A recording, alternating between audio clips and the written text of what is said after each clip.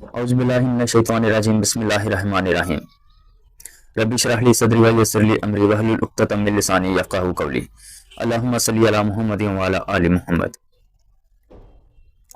پچھلی ویڈیو میں نے بتایا تھا کہ یہ کتاب مشکوٰۃ المصابیح جو 3 جلدوں پر مشتمل ہے یہ میں نے حاصل کیسے کی تھی، اور اس ویڈیو میں ہم دیکھیں گے اس کتاب کا تعارف کہ یہ کتاب پہلے کس حالت میں تھی، کون سے عالم صاحب نے احادیث کو جمع کر کے ایک کتاب کی شکل میں ترتیب دیا، اس کے بعد کون سے عالم تھے جنہوں نے اس کتاب کو مزید اور احادیث کو جمع کر کے اس کتاب کو تھوڑا وسیع کیا، اور موجودہ دور کے وہ کون سے عالم ہیں جنہوں نے ایک خوبصورت انداز کے ساتھ اس کتاب کو 3 جلدوں میں تقسیم کیا اور مزید احادیث کو جمع کر کے ایک خوبصورت انداز کے ساتھ احادیث کو محفوظ کیا اور ایک کتاب جو ہے وہ ترتیب دی۔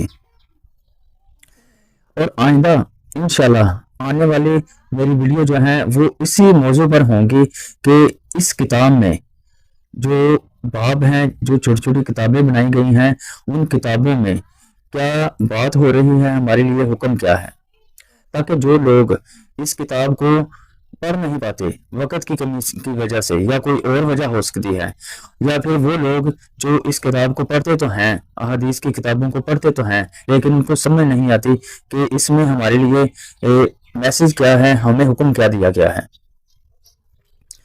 اس لیے آنے والی میری تمام ویڈیو اسی موضوع پر ہوں گی، اس میں یہی بات کی جائے گی کہ کس باب میں کتنی احادیث ہیں اور ان احادیث میں ہمارے لیے حکم کیا ہے۔ اس کتاب کا تعارف میں یا کوئی بھی انسان اپنے انداز میں، اپنے الفاظ میں کر سکتا ہے، لیکن جس خوبصورتی کے ساتھ اس کتاب کا تعارف علی بھائی نے کروایا ہے، مجھے نہیں لگتا کہ اب مزید اس پر کوئی اور ویڈیو بنائی جائے۔ اس کتاب کے تعارف کے لیے مزید اور ویڈیو بنانے کی ضرورت نہیں، کیونکہ جس خوبصورت انداز کے ساتھ ہر بات کو سمجھا کر ایک پیارے انداز کے ساتھ علی بھائی نے جس طریقے سے ویڈیو بنا کر ساری ترتیب کو سمجھا دیا ہے، مجھے نہیں لگتا کہ اب مزید اور ویڈیو بنانی چاہیے اس کتاب کے تعارف کے لیے۔ تو اگر کوئی انسان جس کے پاس یہ کتاب ہے وہ اس کو پڑھنا چاہتا ہے اور وہ اس کو سمجھ نہیں آتی کہ یہ کس اسلوب میں لکھی گئی ہے، کس انداز میں لکھی گئی ہے، اس میں کس ترتیب سے احادیث جمع کی گئی ہیں، تو اس کو چاہیے کہ سب سے پہلے وہ انجینئر صاحب کی، علی بھائی کی یہ ویڈیو دیکھ لے جس میں انہوں نے اس کتاب کا تعارف کروایا ہے، تاکہ اس کو بات سمجھنے میں، احادیث کو سمجھنے میں، ان کا مطلب سمجھنے میں آسانی ہو۔ علی بھائی نے اس کتاب کا جو مقدمہ ہے وہ بہت خوبصورت انداز کے ساتھ سمجھایا ہے۔ اگر کوئی انسان اس کتاب کا جو مقدمہ جس طریقے سے علی بھائی نے سمجھایا ہے اور وضاحت کی ہے، اگر کوئی انسان اس کتاب کو کھول کر پہلی جلد کو اس کا مقدمہ پڑھے اور علی بھائی کی ویڈیو دیکھ لے اور اس کو پوری بات سمجھ آ جائے گی کہ اس میں احادیث جو ہیں وہ کس خوبصورت انداز کے ساتھ محفوظ کی گئی ہیں، اور اس کتاب کو پھر سمجھنے میں بہت ہی زیادہ آسانی ہو جائے گی۔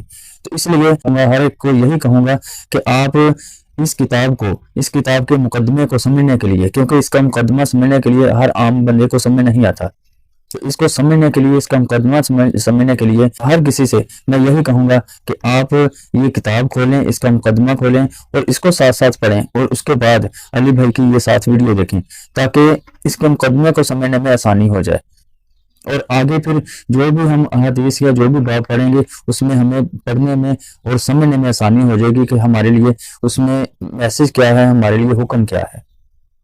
بھائیو، سنت، اذکار اور وظائف کے کریٹیکل ٹاپک کو ڈسکس کرتے ہوئے یہاں پر میں چاہ رہا ہوں کہ بڑے عرصے سے میری خواہش تھی کہ میں انسائکلوپیڈیا آف حدیث کا سب سے اہم ترین جو خزانہ ہے اس کا تعارف جو ہے وہ کرواؤں، اور وہ ہے مشکوٰۃ المصابیح۔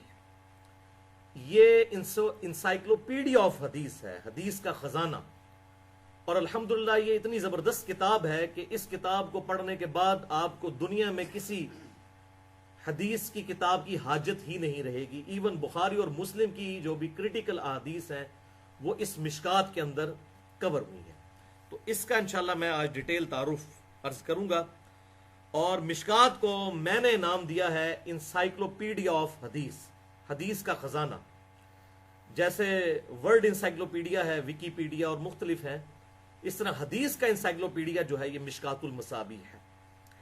تو انشاءاللہ اس کا بریف انٹروڈکشن ہم سنیں گے. اس حوالے سے انشاءاللہ میں تسلی بخش گفتگو کروں گا 35-40 منٹ میں، اور اس دوران جس کی بھی کوئی کیوری ہو تو لیکچر کے اینڈ پہ مجھ سے سوال کر سکتا ہے. لیکچر کے دوران سوال کرنے کی اجازت نہیں، ورنہ ہماری گفتگو کا ڈیکورم ڈسٹرب ہو جائے گا. اور بعد میں بھی آپ مجھ سے ای میل پہ رابطہ کر سکتے ہیں. mirza_95@yahoo.com میرا ای میل ایڈریس ہے.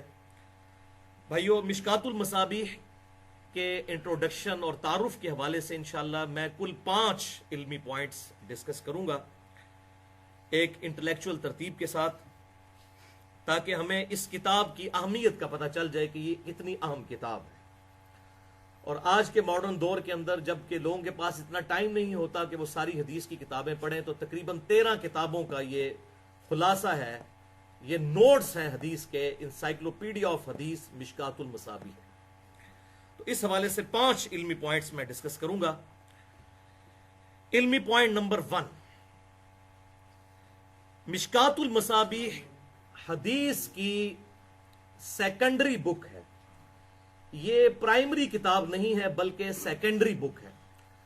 سیکنڈری بکس یہ ہیں، ایسی کتابیں ہوتی ہیں جن میں احادیث کی اسناد موجود نہ ہو، بلکہ کسی بنیادی پرائمری کتاب جو بنیادی کتاب ہے اس کا حوالہ دے کر حدیث کو جمع کیا جائے. تو یہ سیکنڈری بک ہے، اس میں اوریجنل احادیث کے حوالے موجود ہیں. پرائمری بکس صحیح بخاری، صحیح مسلم، جامع ترمذی، سنن نبی داؤد، سنن نسائی، سنن ابن ماجہ، الموطا امام مالک، سنن دارمی، مسند امام شافعی، مسند امام احمد، سنن البہیقی، اور اس طرح مختلف کتابوں کے الحمدللہ اس میں مکمل ریفرنسز موجود ہیں. بھائیو، یہ کتاب جو ہے یہ 2 محدثین کی بہت بڑی محنت ہے، اور میرے ایکسپرٹ اوپینین میں حدیث کی فیلڈ میں کوئی کتاب بھی، حدیث کی سیکنڈری کتاب پوری امت میں اس کتاب کا دور دور تک بھی مقابلہ نہیں کرتی. بعض لوگوں کا خیال ہے کہ ریاض الصالحین جو امام نووی رحمہ اللہ المتوفا 676 ہجری ان کی کتاب ہے، تو میرے نزدیک اس کو 20% مارکس اس سے کمپیئر کر کے دیے جا سکتے ہیں. یہ 100% ہے اس کے مقابلے پر، کیونکہ اس کے اندر بڑی ڈیٹیل کے ساتھ احادیث بڑی انٹلیکچول ترتیب کے ساتھ موجود ہے. یہ بھائیو 2 محدثین کی محنت ہے. پہلے محدث آج سے تقریباً 900 سال پہلے امام ابو محمد حسین بن مسعود البغوی المتوفا 516 ہجری، اب چل رہا ہے آپ دیکھ لیں 1436 ہجری، تو یہ 516 ہجری میں فوت ہو چکے تھے.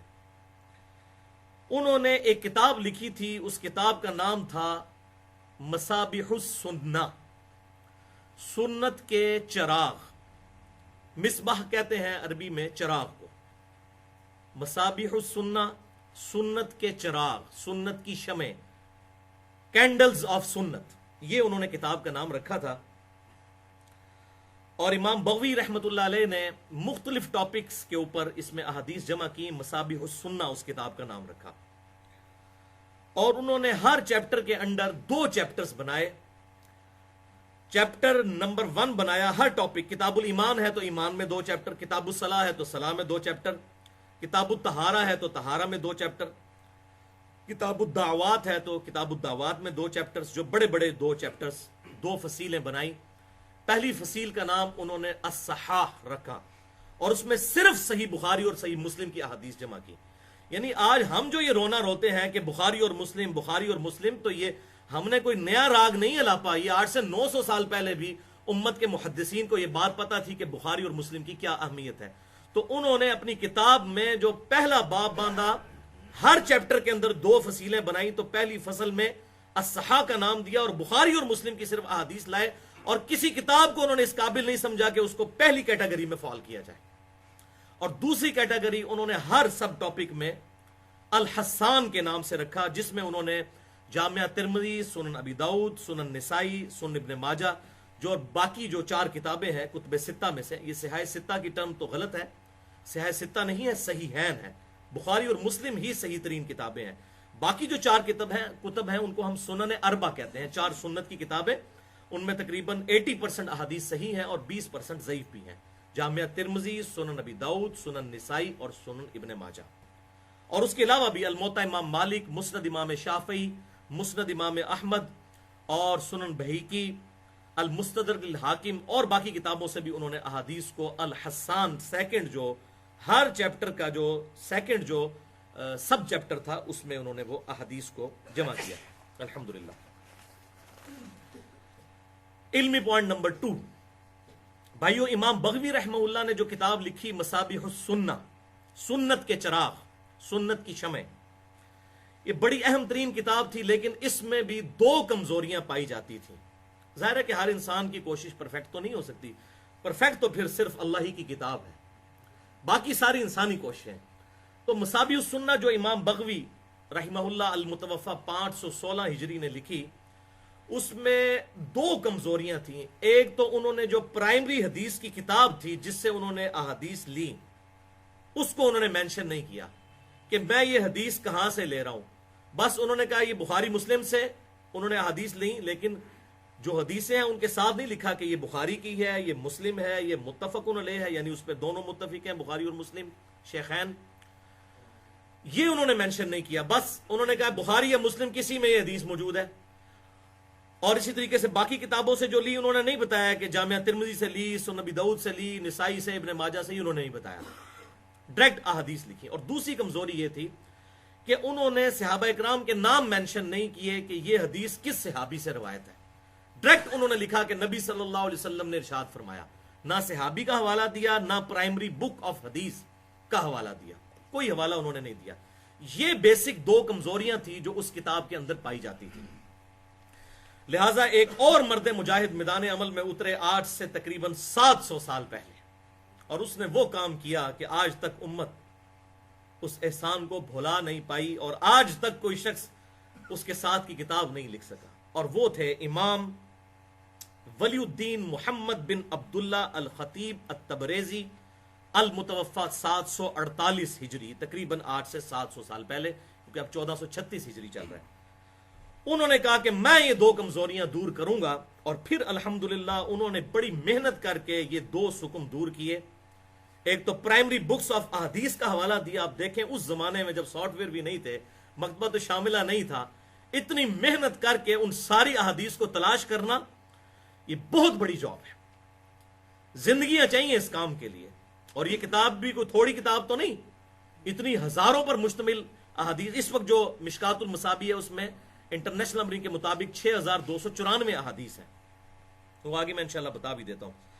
پھر انہوں نے مصابیح السنہ کے اوپر کام کیا اور انہوں نے اس کتاب کا نام رکھا مشکات المصابیح. مشکات کہتے ہیں عربی زبان میں تاکچے کو، اور پرانے زمانے میں جب چراغوں کو تاکچے میں رکھا جاتا تھا تو اس کی روشنی پھیلتی تھی، کنٹرولڈ روشنی آتی تھی نا، جس طرح بلب ہے تو تاکچے ہوتے تھے. تو انہوں نے کہا مصابیح السنہ کا نام چینج کر کے انہوں نے کیا رکھ دیا، مشکات المصابیح. یعنی میں نے سنت کے چراغوں کو ان کے صحیح تاکچوں میں رکھ دیا ہے کہ یہ جو چراغ ہے یہ بخاری سے لیا گیا ہے یا مسلم سے لیا گیا ہے یا ابو داؤد سے لیا گیا ہے یا نسائی سے یا ابن ماجہ سے. مشکات المصابیح، یہ انہوں نے کتاب کا نام رکھا. اب آپ کو اس کتاب کا نام بھی سمجھ آیا.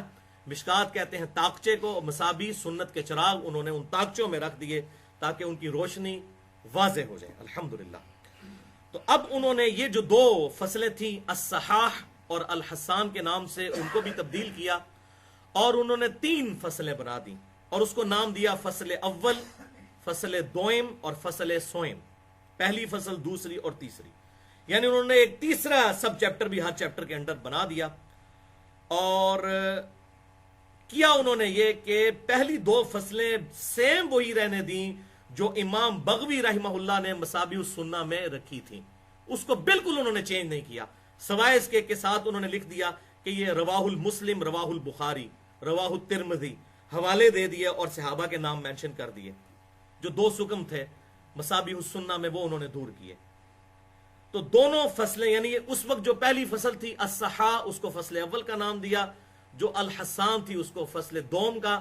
پھر انہوں نے جو حدیثیں چھوٹ گئی تھی تقریباً 1100-1200 کے قریب احادیث انہی ٹاپکس پہ، وہ انہوں نے پھر مزید اس کتاب میں ایڈ کی، اور تیسری فصل انہوں نے لکھی پھر اس کے اندر. اب اس وقت 3 فصلیں ہیں، اور تیسری فصل چونکہ انہوں نے لکھی اس لیے انہوں نے بخاری اور مسلم اور باقی ساری کتابوں کی احادیث اس میں مکس کر دی.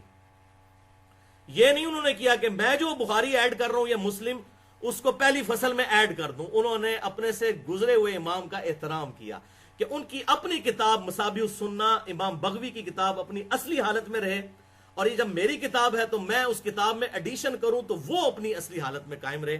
اور یہ بہت بڑا ان کا کارنامہ تھا، اور ان کی بڑی سلف کے ساتھ عقیدت تھی.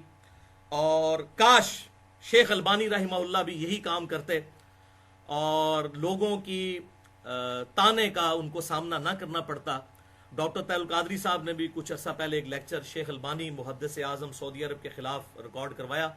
المتوفہ 1999 ہجری عیسوی، 1999 عیسوی میں ان کا انتقال ہوا، شیخ ناصر الدین البانی. تو شیخ ناصر الدین البانی نے بھی صحیح اور ضعیف کے حکم لگائے کتابوں پہ، لیکن انہوں نے یہ کیا کہ انہوں نے کتابوں کو توڑ دیا. صحیح ترمذی اور ضعیف ترمذی، صحیح ابو داؤد اور ضعیف ابو داؤد، اگر وہ ابو داؤد کو اکٹھا رہنے دیتے اور اسی میں حدیثوں پر حکم لگاتے تو چیپٹرز بھی نہ ٹوٹتے. اب الادب المفرد امام بخاری کی کتاب ہے، اس میں ضعیف روایتیں بھی ہیں، لیکن انہوں نے اس کو الگ کیا، صحیح الادب المفرد اور ضعیف الادب المفرد. تو ظاہر ہے وہ امام بخاری تو ایک چیپٹر کے اندر کچھ صحیح حدیثیں بھی تھی، کچھ ضعیف، تو چیپٹر بھی ٹوٹ گئے. پھر لوگوں کو موقع ملا، اور میرے نزدیک ڈاکٹر طاہر القادری صاحب کی جو گرفت ہے شیخ البانی پہ اس حوالے سے وہ بالکل صحیح ہے. ان کو ایسا نہیں کرنا چاہیے تھا. جس طرح امام ولی الدین تبریزی رحمہ اللہ نے امام بغوی رحمۃ اللہ علیہ کی کتاب مصابیح السنہ کو اپنی اصلی حالت میں نہیں چھیڑا، اپنی فصل کو الگ لکھا، اگرچہ ان کو بخاری اور مسلم باقی چیزوں کو مکس کرنا پڑا تیسری فصل میں. لیکن شیخ البانی جو ہے انہوں نے یہ نہیں کیا. اللہ تعالیٰ ان کی اس غلطی کو معاف کرے. ہم گناہ تو نہیں کہتے، لیکن بہرحال وہ احترام کرتے تو آج تانا و تشنی سے بچ جاتے. علمی پوائنٹ نمبر 3 بھائیو، ابھی بھی مشکات المصابیح میں ایک سکم باقی تھا اس کام کو کرنے کے بعد بھی، اور وہ سکم یہ تھا کہ اس کی جو دوسری اور تیسری فصل میں بخاری اور مسلم کے علاوہ احادیث ہیں، ان میں ظاہر ہے کہ ضعیف روایتیں بھی آئی ہوئی ہیں. تو وہ جو ضعیف روایتیں ہیں ان کے اوپر حکم نہیں لگے ہوئے تھے. کچھ پہ تو لگا دیے انہوں نے امام ترمذی والے حکم، لیکن اکثر پہ صحیح اور ضعیف کا حکم انہوں نے نہیں لگایا تھا. اور ظاہر ہے کہ امت میں سارا فتنہ ہی ضعیف روایتوں کی وجہ سے جمع ہوا، اور سارے کا سارا یہ فتنہ سامنے آیا. اس حوالے سے پھر آج کے دور میں ایک بہت بڑی شخصیت جو میرے نزدیک شیخ البانی سے بھی بڑے حدیث کے محدث تھے، حال ہی میں ان کا انتقال ہوا، شیخ زبیر علی زئی رحمہ اللہ تعالی المتوفہ 1435 ہجری، جو 10 نومبر 2013 کو فوت ہوئے. ہمارے پاکستان سے ان کا تعلق تھا، انٹرنیشنل لیول پہ ان کا کام پہنچا، ایون انڈیا میں، بنگلہ دیش میں، پوری دنیا کے اندر دارالسلام کی وجہ سے سب لوگ ان کو جانتے ہیں. تو انہوں نے پھر اس کے اوپر وہ کام کیا. بلکہ جو میرا ان کے ساتھ ایکسکلوسیو 100 کوسچنز والا انٹرویو ریکارڈڈ ہے، جو میں نے ان سے 100 سوالات پوچھے، جو ہماری ویب سائٹ ahlsunnatpak.com پہ بھی موجود ہے، اس میں جب میری ان سے ملاقات ہوئی 17 جون 2009 کو، تو اس ملاقات میں، اس ریکارڈنگ سے پہلے اور پھر بعد میں بھی میری ڈسکشن ہوئی، میں نے ان سے ریکویسٹ کی کہ شیخ صاحب آپ اتنے کام کر رہے ہیں، اصل کام کرنے کا یہ ہے کہ آپ مشکات المصابیح کی جو ضعیف روایتیں ہیں ان کے اوپر حکم لگائیں. تو انہوں نے کہا کہ میں نے آلریڈی کئی سالوں سے یہ کام شروع کیا ہوا ہے اور تقریباً تکمیل کے مراحل میں ہے. یہ 2009 میں انہوں نے بات کی، اور پھر الحمدللہ 2011 کے اندر یہ مشکات المصابیح جو میں آپ کو دکھا رہا ہوں، یہ ان کے حکم کے ساتھ پرنٹ ہو کر صحیح اور ضعیف کے فرق کے ساتھ دوسری اور تیسری فصل میں، پہلی فصل تو بخاری اور مسلم کی ہے، اس میں تو کوئی مسئلہ نہیں، تو یہ چھپی 2011 میں، اور پھر اس کا ریوائز ورژن ان کی وفات سے تقریباً 3 مہینے پہلے اگست 2013 میں چھپا، جو میرے ہاتھ میں یہ فائنل ورژن ہے. مکتبہ اسلامیہ فیصل آباد والوں نے اسے چھاپا، جس میں شیخ زبیر علی زئی صاحب نے بخاری اور مسلم کے علاوہ جو احادیث ہیں ان کی مکمل تحقیق اور تخریج اور تحکیم بھی کر دی، ان پہ حکم بھی لگا دیے صحیح اور ضعیف اس حوالے سے الحمدللہ. اور ساتھ ہی ساتھ دوسرا سکم انہوں نے یہ دور کیا کہ امام ولی الدین تبریزی نے تو صرف بتایا تھا کہ یہ مشکات میں حدیث جو مصابیح السنہ کی حدیث ہے، یہ فلاں بک سے ہے، لیکن اس بک سمندر میں سے کہاں سے ڈھونڈے انسان کہ بخاری میں تو 7563 حدیث میں سے وہ حدیث کیسے ڈھونڈے؟ تو شیخ زبیر علی زئی صاحب نے اس کی تخریج کر دی کہ بخاری کی فلاں نمبر حدیث جو ہے نا یہاں پر لی ہے مشکات میں انہوں نے. یہ بہت بڑا کام ہے. تو یہ الحمدللہ ٹیکنالوجی کی برکت ظاہر ہے. مشکات المصابیح جو ہے وہ ہمارے پاس مکتبۃ الشاملہ جو عربی سافٹ ویئر ہے حدیث کی کتابوں کا، ہزاروں اس میں کتابیں ہیں، تو اس کی مدد سے انہوں نے یہ کام کیا. بہرحال بہت بڑا کام تھا. تو یہ دو حکم جو مزید رہ گئے تھے وہ شیخ زبیر علی زئی صاحب نے دور کیے. نمبر 1 انہوں نے صحیح اور ضعیف کا حکم لگایا، یعنی تحکیم کر دی، اسے کہتے ہیں تحکیم. اور دوسرا انہوں نے تخریج کر دی اس کی کہ یہ بخاری کی فلاں نمبر حدیث ہے، اور مکمل اس کی تحقیق بھی کی. اگر باقی اور کتابوں میں تھی تو اس کے بھی حوالے انہوں نے دیے الحمدللہ. وہ میں انشاءاللہ ڈیٹیل کے ساتھ آگے عرض بھی کرتا ہوں. اور اس میں انہوں نے پھر انٹرنیشنل نمبرنگ کے مطابق جو بخاری اور مسلم کی احادیث کے حوالے تھے ان کے انٹرنیشنل نمبر جو پوری دنیا میں اس وقت سٹینڈرڈ ہو چکے ہیں وہ الحمدللہ انہوں نے بیان کیے. اچھا، یہ حدیث کی جو انٹرنیشنل نمبرنگ ہے اس کو بھی آپ سمجھ لیں. بیسیکلی احادیث کی کتابوں کے نمبرز کو اب انٹرنیشنل لیول پر سٹینڈرائز کر دیا گیا ہے تقریباً آج سے 20-25 سال پہلے. اور اس حوالے سے سب سے بڑا کام کیا ہے دارالکتب العلمیہ بیروت لبنان میں. ان کا کیپٹل سٹی ہے بیروت. بیروت وہ شہر ہے جہاں پر آج سے 1000 سال پرانے بھی بخاری اور مسلم کے بھی قلمی نسخے موجود ہیں، مخطوطے موجود ہیں. ان کے پاس کاپی رائٹس ہیں. یہ آپ اگر ویب سائٹ ان کی موجود ہے دارالکتب العلمیہ کی، تو تمام کتابیں احادیث کی کیا، احادیث کے علاوہ بھی فقہ کی کتابیں، تصوف کی کتابیں، ان کے بھی قلمی نسخے ان کے پاس موجود ہیں اور ان کے کاپی رائٹس ہیں ان کے پاس. اور پوری دنیا میں جب بھی کوئی کتاب چھپتی ہے تو اس سے جو پروف ریڈنگ ہے وہ ان کی کتابوں کے ساتھ کی جاتی ہے. لہذا یہ بالکل بات سمجھ لیں، جس طرح قرآن حکیم پوری دنیا میں ایک ہی ہے نا، اسی طریقے سے بخاری اور مسلم اور حدیث کی کتابیں بھی ایک ہی ہیں پوری دنیا کے اندر. کوئی فرق نہیں ہے ان کے اندر. ہاں یہ ہو سکتا ہے پرنٹنگ میں کوئی 3 جلدوں میں چھاپ دے، کوئی 10 جلدوں میں چھاپ دے، کوئی 13 جلدوں میں چھاپ دے، وہ الگ بات. لیکن حدیث وہی ہوگی، چاہے وہ انڈونیشیا کے مسلمان کے پاس بخاری ہو، چاہے وہ افریقہ کے مسلمان کے پاس ہو، چاہے پاکستان اور انڈیا کے مسلمان کے پاس ہو. تو کوئی فرق نہیں ہے. تو یہ سٹینڈرائز انہوں نے نمبرنگ کر دی. اسی کو پھر فالو کیا علماء حرمین نے بھی. اور پاکستان میں جو انٹرنیشنل لیول کا دنیا کا سب سے بڑا ادارہ ہے دارالسلام اردو زبان میں، انہوں نے بھی اسی کو فالو کیا. اور جو احادیث کی نمبرنگ ہے انٹرنیشنل، اس کے مطابق وہ کتابیں چھاپتے ہیں. اور یہ جو مشکات ہے یہ بھی انٹرنیشنل نمبرنگ پہ ہے. اور اس کی جو تخریج ہوئی ہوئی ہے اور تحقیق ہوئی ہوئی ہے اس میں جو نیچے نمبرز ہیں فٹ نوٹس میں، وہ بھی انٹرنیشنل نمبرنگ کے مطابق ہیں. اور الحمدللہ ہماری ویب سائٹ اہل سنت پاک .com پر یہ مشکات المصابیح، اس کا پی ڈی ایف تقریباً 18 MB کی 3 فائلز ہیں، 18 MB کی 3 جلدوں میں. وہ الحمدللہ مفت ڈاؤن لوڈ کر سکتے ہیں اس کا پی ڈی ایف اہل سنت پاک .com میں الحدیث والے پورشن میں.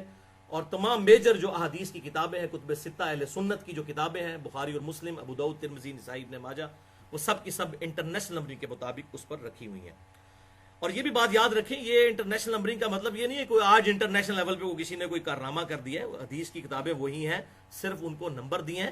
ایون آپ کو سیدنا عثمان غنی رضی اللہ تعالیٰ عنہ کا جو نسخہ ملتا ہے قرآن حکیم کا توپ کاپی میوزیم ٹرکی کے اندر یا اسی طریقے سے رشیا کے اندر، اس میں آیات کی نمبرنگ نہیں ہے.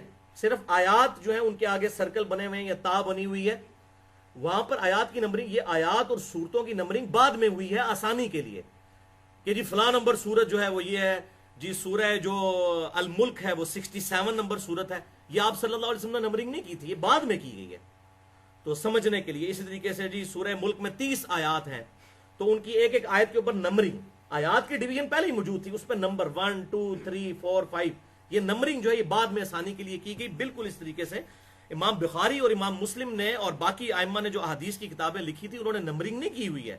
وہ قلمی نسخوں میں نمبرنگ نہیں ہے. لیکن آج تو بھائی نمبرنگ کے بغیر کام ہی نہیں چلتا، آج تو سارے کام نمبرنگ کے اوپر ہوتے ہیں. تو اب ان کی نمبرنگ جو ہے سٹینڈرائز کر دی گئی ہے اور اسی کو ہم کہتے ہیں انٹرنیشنل نمبرنگ آف حدیث. اب اس میں نمبرنگ میں جو پاکستان سے چھپتی ہیں بغیر انٹرنیشنل نمبرنگ کے حدیثیں تو موجود ہوتی ہیں، چیپٹرز بھی وہی ہوتے ہیں. نمبرنگ میں بعض اوقات فرق ہوتا ہے، بعض 3 جلدوں میں چھاپتے ہیں تو پہلی جلد اگر 2025 نمبر حدیث پہ ختم ہوئی تو دوسری جلد پھر 1 سے شروع کر دیتے ہیں. तीसरी फिर 1 से, तो ज़ाहिर कॉन्टिन्यूस नंबरिंग नहीं होती। अगर कॉन्टिन्यूस हो उसमें भी फर्क होता है, बाज़ का सहाबा के अक़वाल को भी अलग से नंबर दे देते हैं, जबकि इंटरनेशनल नंबरिंग जो की गई है वो स्टैंडर्डाइज करके उन्होंने बसा औकात एक नंबर के ऊपर भी अगर उसके ज़ैल में किसी ताबी का या सहाबी का कौल आता था, उसी नंबरिंग के अंडर उन्होंने लिख दिया और उसको स्टैंडर्डाइज कर दिया। लिहाजा दुनिया में कहीं भी बुखारी हो, उसमें कोई हदीस हो या कौल हो, वो दूसरी जगह पर जो बुखारी उसमें मौजूद होगा, नंबरिंग का फर्क हो सकता है, लेकिन अरबी कुतुब जो शाया होती हैं, मकतबत शामिला या दारुस्सलाम के जरिए या दारुल कुतुब अल इल्मिया जो बैरूत का इदारा है इंटरनेशनल लेवल के ऊपर, वो सब के सब जो है वो इंटरनेशनल नंबरिंग के मुताबिक करते हैं ताकि एक आम आदमी ढूंढ सके। और अल्हम्दुलिल्लाह मेरे जितने रिसर्च पेपर्स हैं, मेरे सैकड़ों लेक्चर्स में जितने हवाले हैं, वो सब के सब इंटरनेशनल नंबरिंग के मुताबिक हैं। आपको तो आज हम बता रहे हैं ना इतनी डिटेल के साथ इंटरनेशनल नंबरिंग, तो हम तो बहुत पहले से ये चीज समझ गए थे कि ये अल्हम्दुलिल्लाह इंटरनेशनल लेवल पे दावत फैलनी है, और आज पूरी दुनिया में अल्हम्दुलिल्लाह इस हवाले से दावत फैल चुकी है हमारे ये वीडियो लेक्चर्स के जरिए। तो फिर बात ऐसी होनी चाहिए कि कोई आदमी उसको काउंटर चेक भी कर सके इंटरनेशनल नंबरिंग को, वरना एक आम आदमी को क्या पता है कहां से हदीस बयान कर दी। तो लोग तो जो है वो जाली रवायतें भी बयान कर जाते हैं बुखारी मुस्लिम का नाम लेके, तो कोई चेक तो कर ही नहीं सकता, कैसे पता चले। बड़े बड़े उलमा, बड़े बड़े फुजला जो है इस किस्म की बातें करते हैं और पता ही नहीं चलता। लेकिन अल्हम्दुलिल्लाह हमें पकड़ना बड़ा आसान है, हमारे रिसर्च पेपर पे भी नंबर्स लिखे हैं, लेक्चर्स में भी बताते हैं, और फिर कहते हैं जी अगर नहीं आपको पता चल रहा तो mirza_95@yahoo.com पे ईमेल करके जवाब भी ले सकते हैं। अल्हम्दुलिल्लाह कोई इसको गुस्ताखी या बेदबी नहीं समझेगा। तो इस हवाले से समझ लें, सही बुखारी में एक हदीस है इंटरनेशनल नंबर के मुताबिक 1390। अम्मा आयशा रदियल्लाहु ताला अन्हा कहती हैं कि आप सल्लल्लाहु अलैहि वसल्लम की वफात जिस मर्ज में हुई, तो आप सल्लल्लाहु अलैहि वसल्लम उस मर्ज में अपने चेहरे मुबारक से बार बार चादर को हटाते थे और ये कहते थे लाअनल्लाहुल यहूद वन नसारा, अल्लाह की लानत हो यहूदियों और नसरानियों पर। इत्तखदू कुबूर अंबियाहिम मसाजिदा, उन्होंने अपने नबियों की कब्रों को सजदागाह बना लिया था। तो ये सईदा आयशा की वो हदीस सही बुखारी के अंदर 1390। और आगे अम्मा आयशा कहती हैं अगर हमें यह खतरा ना होता कि लोग रसूलुल्लाह की कब्र पे सजदे शुरू कर देंगे तो हम आप सल्लल्लाहु अलैहि वसल्लम की कब्र मुबारक ज़ायरीन की ज़ियारत के लिए खुली छोड़ देते, यानी वो हुजरे की दीवार भी गिरा दी जाती, लेकिन ये खतरा था और आप सल्लल्लाहु अलैहि वसल्लम हमें डरा रहे थे वफात के वक्त। बाली इस हवाले से मेरी गुफ्तगू है, मसला नंबर 63, विलादत मुस्तफ़ा सल्लल्लाहु अलैहि वसल्लम और रसूलुल्लाह की आखिरी वसीयतें। ये भी आखिरी वसीयत है, तो उसमें मैंने डिटेल से कब्रों के अहकाम, गुम्बद खजरा का मसला, मस्जिद नबवी का मसला, और ये आजकल जो मज़ारात बन रहे हैं उसके हवाले दे के इनको किताब सुन्नत के दलाइल में अल्हम्दुलिल्लाह इंटेलेक्चुअल लेवल पे जाके एड्रेस किया। तो यही 1390 नंबर हदीस है। फिर आगे इसके अंदर 1390 ही नंबर के अंदर एक ताबई हैं सैयदना सुफियान तम्मार रहमतुल्लाह अलैह, उनका कौल लेकर आए कि वो कहते हैं मैंने रसूलुल्लाह सल्लल्लाहु अलैहि वसल्लम की कब्र मुबारक देखी है, वो ऊंट की कोहान यानी एक बालिश जितनी ऊंची है, 9 इंच। नहीं आपकी कब्र मुबारक इतनी ऊंची ऊंची नहीं जिस तरह ये आज बनी हुई है, खिलाफ सुन्नत है, एक बालिश। तो इसको भी 1390 नंबर दिया है इमाम बुखारी ने। फिर इसके आगे लेकर आए कि आप सल्लल्लाहु अलैहि वसल्लम की वफात के तकरीबन 76 साल के बाद 87 हिजरी के अंदर, और आप समझ लें कि सैयदना उमर फारूक रदी अल्लाह तआला अन्हु की वफात के तकरीबन 66 साल के बाद वलीद बिन अब्दुल मलिक के दौर में जब हुजरे आयशा की दीवार गिर गई मस्जिद नबवी की तौसी के दौरान, तो एक पांव जाहिर हुआ, तो लोगों ने इस्तिगफार पढ़ी कि ये नबी सल्लल्लाहु अलैहि वसल्लम का पांव मुबारक जाहिर हुआ है। तो फिर अरवा इब्ने जुबैर सैयदा आयशा के जो भांजे थे उनको बुलाया गया, तो उन्होंने वो जब पांव देखा और कब्र की लोकेशन, तो उन्होंने कहा कि ये सैयदना उमर का पांव है। तो इसको भी 1390 नंबर इमाम बुखारी ने दिया, यानी 1390 पे वो 3 चीजें लेकर आए, एक हदीस और 2 जो है वो एक ताबई, 2 ताबईन के उनके अपने वाकयात। बहरहाल इस हवाले से मेरा लेक्चर है मसला नंबर न्यू 5, हयातुन नबी से मुतल्लिक फिरका वाराना नजरियात का तहकीकी जायजा। उसमें मैंने हयातुन नबी का जो अकीदा है अल्हम्दुलिल्लाह डिटेल से के साथ बयान किया है। बहरहाल ahlusunnatpak.com पे ये तमाम अहदीस की मेजर किताबें जो हैं, हमारी कुतुब सित्ता जो हैं, 6 बड़ी किताबें अहले सुन्नत की, वो इंटरनेशनल नंबर के मुताबिक मौजूद हैं अल्हम्दुलिल्लाह। उर्दू में भी हैं और इंग्लिश में भी, और मिशकातुल मसाबी भी अल्हम्दुलिल्लाह मौजूद है, और वो आप नंबरिंग दे सकते हैं। सही बुखारी में जो इंटरनेशनल नंबरिंग है अहदीस की, सही बुखारी में 7563 अहदीस हैं और सही मुस्लिम में भी 7563 अहदीस हैं। ऐसी नंबरिंग उन्होंने सेट की है सहीहैन को। जामिया तिर्मिज़ी, ये तो सहीहैन होगी, अब सुनने 32वीं किताब जामिया तिर्मिज़ी, उसमें 3956 अहादीस है। चौथी किताब सुनन नबी दाऊद है, 5274 अहादीस है। 5वीं किताब सुनन निसाई है, 5761 अहादीस है। और 6ठी किताब सुनन इब्न माजा है, 4341 احادیث ہیں. تو یہ الحمدللہ انٹرنیشنل نمبرنگ کے مطابق انگلش اور اردو میں ہماری ویب سائٹ اہل سنت پاک .com پر موجود ہیں. بہرحال یہ مشکات جو ہے یہ بخاری اور مسلم سے بھی بڑی کتاب ہے اس حوالے سے کہ اس میں اگرچہ حدیثیں تو 6294 ہیں لیکن اس میں حدیثوں کی تکرار نہیں ہے, ریپیٹیشن نہیں ہے. ایک حدیث جب ایک دفعہ آئی تو ایک دفعہ ہی آئی ہے, جبکہ صحیح بخاری اور مسلم میں ریپیٹیشن ہے, تب ان کی 7563 بنتی ہیں. ادروائز ریپیٹیشن نکال دیں تو تقریباً بخاری میں بھی 4000 حدیثیں ہیں اور مسلم میں بھی 4000 ہیں, اور اگر ان کی بھی کامن حدیثیں نکالی جائیں تو 2000 کے قریب تقریباً کامن حدیثیں ہیں بخاری اور مسلم کی, جس کو ہم کہتے ہیں متفقن علیہ, جن پہ وہ دو بڑے امام متفق ہیں. 1906 احادیث ہیں جس پہ امام بخاری اور امام مسلم متفق ہیں, اور یہ بھی الحمدللہ الگ سے کتاب چھپ چکی ہے جس میں صرف بخاری اور مسلم کی متفقن علیہ احادیث موجود ہیں, اللؤلؤ والمرجان کے نام سے. اور فواد عبد الباقی ایک عرب کے اسکالر ہیں, انہوں نے یہ محنت کی کہ جس پہ بخاری اور مسلم کی جو ایگریڈ اپون احادیث ہیں متفقن علیہ حدیث وہ انہوں نے ایک جگہ جمع کر دی ہیں. اللؤلؤ والمرجان, دو موتی آئے نا سورہ الرحمن کے اندر, اللؤلؤ والمرجان, تو انہوں نے کہا اللؤلؤ والمرجان یعنی بخاری اور مسلم یہ دو سنت کے موتی ہیں بڑے بڑے. 1906 احادیث الحمدللہ اس کے اندر موجود ہیں. علمی پوائنٹ نمبر 4 بھائیو, شیخ زبیر علی زئی صاحب نے جو مشکات المصابیح کی تحقیق اور تحکیم کی ہے, اس حوالے سے تھوڑا ٹیکنیکلی اس کو آپ سمجھ لیں تاکہ آپ کو اس کتاب کو پڑھتے ہوئے آسانی ہو, کہ پہلی فصل تو تمام چیپٹرز کے اندر بخاری اور مسلم کی ہے, وہ تو انہوں نے مقدمے میں بھی شیخ صاحب نے لکھ دیا کہ اس کی تو احادیث بالکل صحیح ہیں, اس پہ تو حکم لگانے کی ضرورت نہیں ہے. باقی جو دوسری اور تیسری فصل ہے جس میں ادر دین بخاری اور مسلم, جامع ترمذی, سنن ابی داؤد, سنن نسائی, سنن ابن ماجہ, الموطا امام مالک, المستدرک للحاکم, سنن البیہقی, مسند امام شافعی, مسند امام احمد اور باقی کتابوں سے جو احادیث موجود ہیں اس پہ انہوں نے الحمدللہ تحقیق بھی کی, تحکیم بھی کی اور اس کی تخریج بھی کی. تو یہ ٹوٹلی 4 کیٹیگریز بنے گی. آپ کو ہر حدیث کے فٹ نوٹ پہ وہ لکھا ہوا مل جائے گا, یا تو حدیث ہوگی صحیح, یا حدیث ہوگی حسن لذاتی ہی جو اپنی ذات میں حسن ہو. ایک شیخ البانی صاحب والی حسن ہے جو ضعیف ہی ہوتی ہے, ضعیف جمع ضعیف از اکول ٹو حسن لغیرہ, وہ ضعیف ہی رہتی ہے, ضعیف جمع ضعیف پکی ضعیف. تو شیخ البانی کو یہ اجتہادی غلطی لگی, وہ 2-3 ضعیف اگر روایتیں ان کو جمع کر کے تو کہتے تھے یہ حسن لغیرہ ہی تو بنی گئی ہے, تو حسن لذاتی حجت ہے, حسن لغیرہ ہی حجت نہیں ہے. تو دوسری کیٹیگری حسن لذاتی ہی یعنی وہ صحیح حدیث کی ہوتی ہے, اس سے جسٹ آپ سمجھ لیں صحیح حدیث تو A1 گریڈ اور حسن جو ہے وہ A گریڈ. اور پھر جو باقی 2 کیٹیگری ہیں, تیسری وہ ضعیف روایت, عربی میں ہم ضعیف کہتے ہیں, اردو میں ضعیف, اور چوتھی موضوع من گھڑت روایت, اس کو بھی انہوں نے پوائنٹ آؤٹ کر دیا ہے.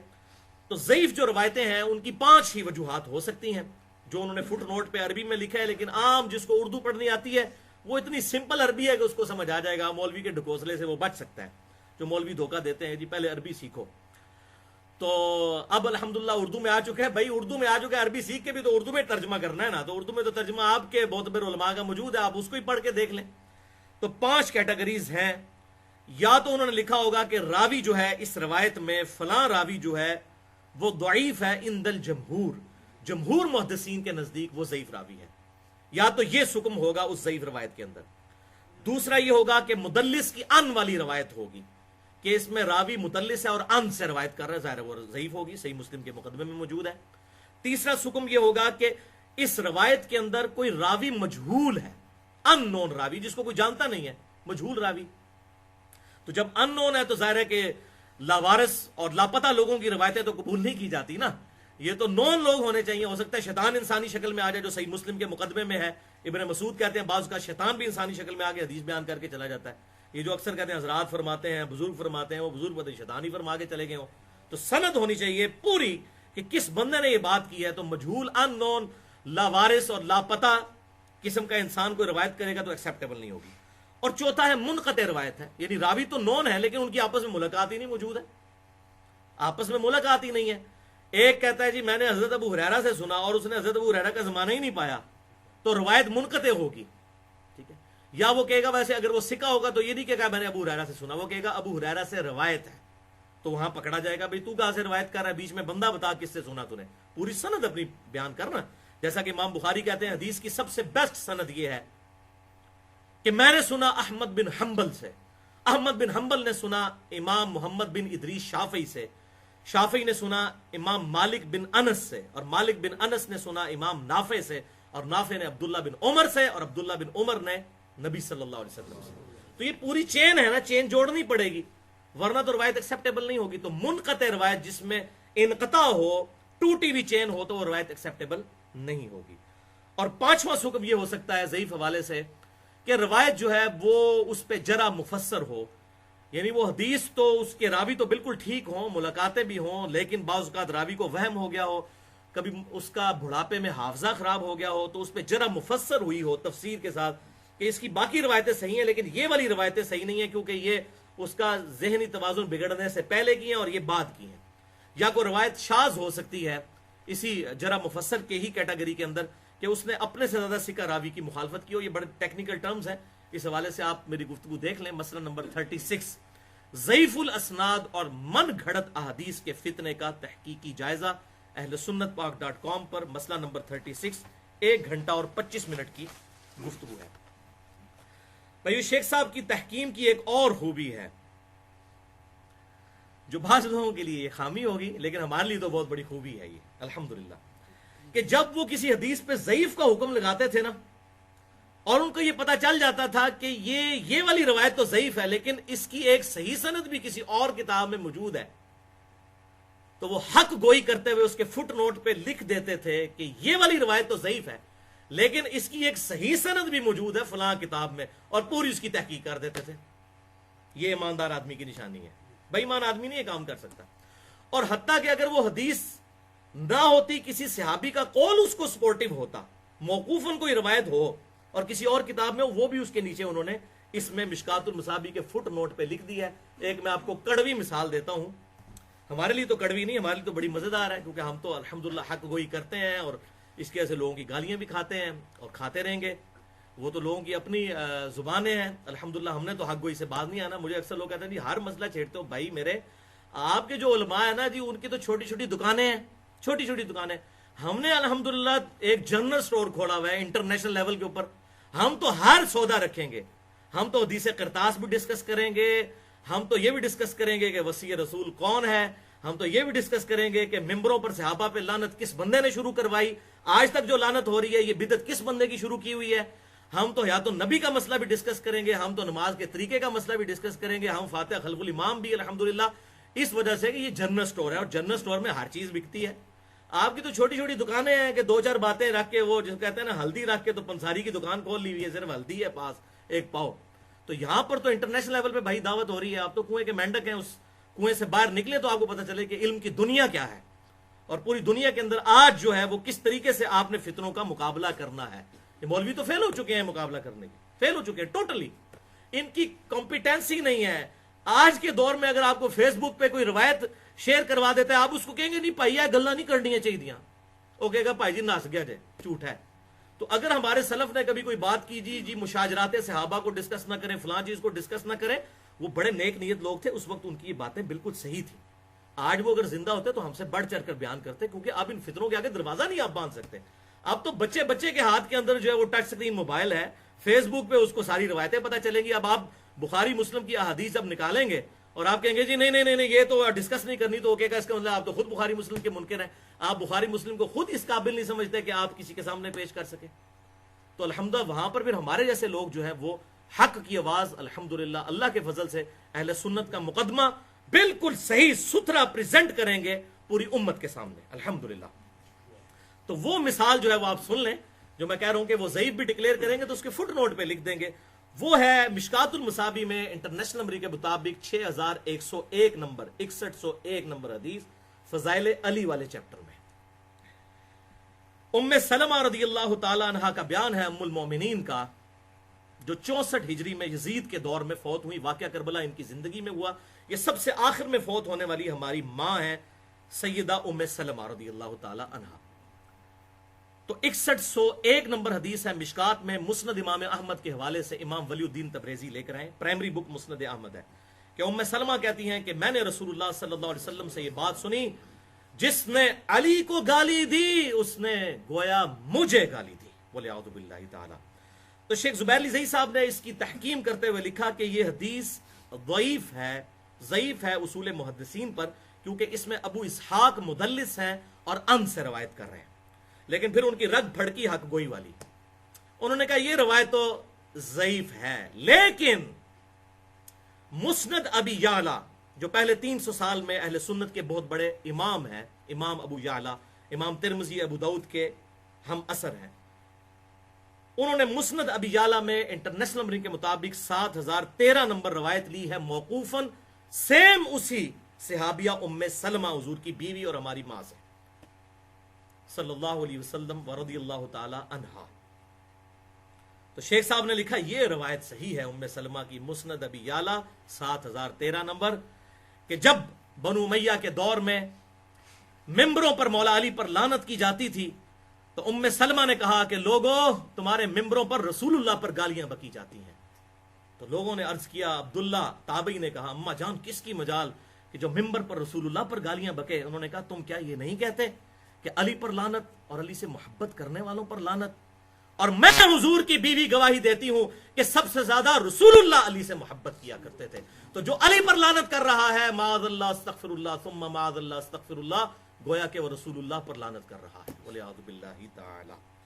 تو یہ بھائیوں باتیں تھی جن کی وجہ سے میں نے شیخ زبیر لزئی صاحب پر 2.5 گھنٹے کا پورا لیکچر ریکارڈ کروایا، مسئلہ نمبر 80 کے نام سے، شیخ زبیر لزئی رحمہ اللہ ایک حق گو عالم دین، جس میں ان کے ویڈیو کلپس پروفز کے ساتھ، جو میں نے ہی الحمدللہ ان کو آمادہ کیا اور ریکارڈنگ کی، سب کی سب ویڈیوز میں نے خود ریکارڈ کی ہوئی ہیں اپنے ویب کیم لیپ ٹاپ کے ذریعے، وہ سارے کلپس ڈالے ہیں اور تمام کے دلائل بھی کتاب و سنت سے دیے ہیں، یہ نہیں ہے کہ ان کی کوئی تقلید کی ہے، کتاب و سنت سے دلائل پیش کی ہیں۔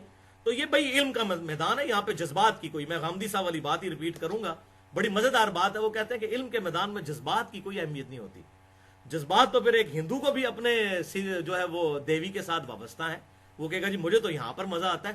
علم کے میدان میں جذبات کی کوئی اہمیت نہیں ہوتی، علمی دلائل سامنے رکھے جائیں، تو میں نے علمی دلائل کتاب و سنت کی دلائل کی روشنی میں، اور پھر جو ہمارے سلفی بھائی ہیں اہل حدیث خصوصاً، ان کے لیے خصوصاً ان کے ویڈیو کلپس بھی ڈال دیے تاکہ اگر وہ ہماری بات نہیں مانتے تو اپنے ہی ایک بزرگ کی بات مان لیں۔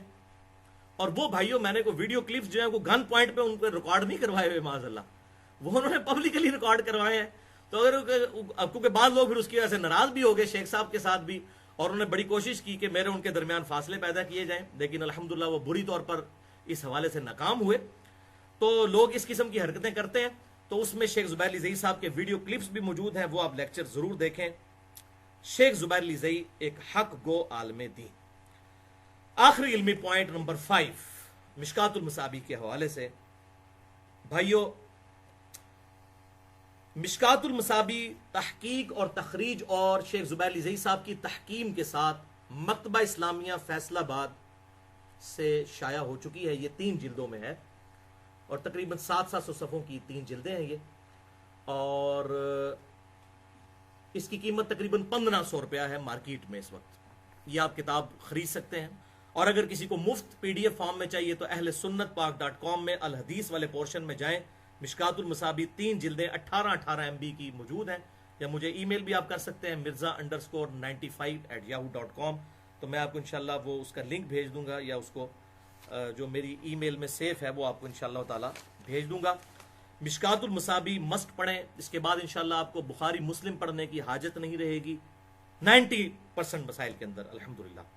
مشکات ایک انتہائی آسان کتاب ہے، آسان فہم ہے، یوزر فرینڈلی ہے، جیسے میں کہتا ہوں نوکیا کا موبائل بڑا یوزر فرینڈلی ہے نا، اس طرح یہ بڑی یوزر فرینڈلی ہے، ایک عام آدمی اس کو حدیث کو ڈھونڈ سکتا ہے کہ اچھا یہ ایمان کے چیپٹر میں ہوگی، یہ نماز والے چیپٹر میں ہوگی، یہ طہارت والے چیپٹر میں حدیث ہوگی، اور وہیں آپ کو ملے گی۔ اور بیسیکلی انہوں نے فالو کیا امام مسلم کی ترتیب کو، وہ بڑی یوزر فرینڈلی ہے اس حوالے سے۔ تو آپ مشکات المصابیح کا ذرا فارمیٹ بھی سمجھ لیں کہ یہ کس فارمیٹ میں لکھی گئی ہے۔ مشکات المصابیح کچھ تو تعارف میں کروا چکا، اب تھوڑا سا میں اس کو مزید بریف کرتا ہوں کہ یہ کس فارمیٹ میں لکھی گئی۔ مشکات المصابیح جو ہے وہ 3 فصلیں تو میں نے آپ کو بتائیں، پہلی فصل صرف بخاری اور مسلم، دوسری ادر دین بخاری اور مسلم لیکن امام بغوی والی، اور تیسری امام ولی الدین تبریزی والی جس میں بخاری اور مسلم اور باقی کتابیں بھی الحمدللہ اس کی احادیث ان کے ریفرنس موجود ہیں۔ تو یہ ہر موقع کے اوپر ایک چیپٹر لکھتے ہیں، میری طرف متوجہ ہوں किताबुल ईमान मसलन उन्होंने चैप्टर लिखा, तो ये मेन चैप्टर को नाम देते हैं किताब का, किताबुल ईमान, ईमान का चैप्टर, द चैप्टर ऑफ ईमान। फिर हर चैप्टर के अंदर सब चैप्टर्स हैं, फिर ईमान के अंदर कई सब चैप्टर्स हैं। अजाब कब्र पर ईमान एक चैप्टर बना दिया, गुनाह कबीरा के हवाले से एक चैप्टर के उसमें उस हवाले से ईमान के क्या स्टैंडर्ड होता है, तो इस तरह उन्होंने सब चैप्टर्स बनाए, उसको वो कहते हैं बाब। तो मेन चैप्टर क्या हुआ, किताब, फिर उसके अंदर बाब, फिर हर बाब के अंदर वो 3 फसलें आती हैं। फसल अव्वल सिर्फ बुखारी और मुस्लिम, फसल दोम बुखारी और मुस्लिम के अलावा बाकी किताबें तकरीबन 13 के करीब, और फसल सोम जो है इमाम वलीउद्दीन तबरेजी ने जो तकरीबन 1100-1200 अहादीस ऐड की, जिनमें बुखारी और मुस्लिम और बाकी भी जमा है। तो ये उसकी तरतीब है 3 फसलों की, और इसमें आपको इंशाअल्लाह ताला समझना भी आसान हो जाएगा। अगर किसी टॉपिक पे आपको सिर्फ बुखारी मुस्लिम की हदीसें चाहिए तो पहली फसल में मिलेंगी, या फिर तीसरी फसल में मिलेंगी, और दूसरी में अदर देन बुखारी और मुस्लिम मिलेंगी। मुख्तलिफ चैप्टर हैं, किताबुत तहारा है, किताबुस सलाह नमाज के ऊपर है, उसमें फिर कई बाब हैं। किताबुत तहारा में वुजू का अलग, गुस्ल का अलग और हैज का अलग, ये छोटे छोटे बाब, फिर हर बाब के अंदर 3-3 सब चैप्टर्स हैं अल्हम्दुलिल्लाह। किताबुत दावात है जो हमारी इस हवाले से डिस्कशन करने का मैंने प्लान किया है,